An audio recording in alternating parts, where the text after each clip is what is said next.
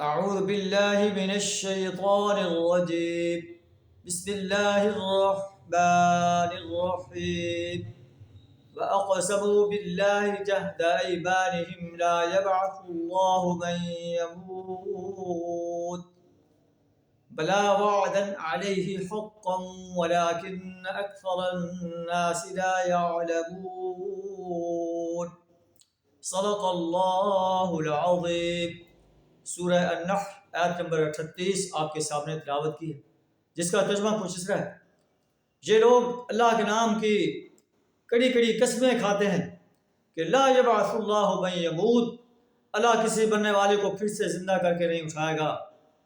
آپ کہہ دیجئے بلا، کیوں نہیں، وعدن علیہ حقا، اللہ پر یہ وعدہ ہے کہ وہ ضرور انسانیت کو مرنے کے بعد دوبارہ زندہ کرے گا اور انہیں اپنی عدالت میں کھڑا کر کے ان سے ان کی زندگی کا حساب لے گا کہ انہوں نے ایک اللہ کی پرستش کی، ایک اللہ کے بندگی و غلامی اختیار کی، یا اللہ کو چھوڑ کر انسانوں کو، جنوں کو، فرشتوں کو، انبیاء کو، صلحاء کو، قبروں میں دفن نیک انسانوں کو، بازاروں میں دفن نیک انسانوں کو، ان کی پرستش کرتے رہے، ان کو پکارتے رہے۔ وَلَٰكِنَّ أَكْثَرَ النَّاسِ لَا يَعْلَمُونَ، لیکن اکثر لوگ جانتے نہیں۔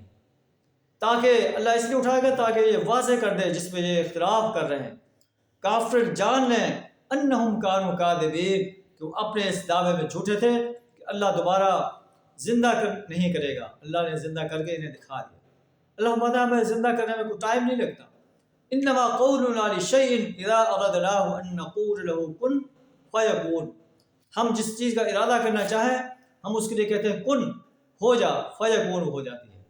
اللہ سے دعا ہمیں بعث بعد الموت پر پختہ یقین رکھنے کی توفیق عطا فرمائے اور یوم حساب کے لیے تیاری کرنے کی توفیق عطا فرمائے، ہمارا یوم حساب آسان فرمائے۔ وآخر دعوانا الحمد للہ رب العالمین۔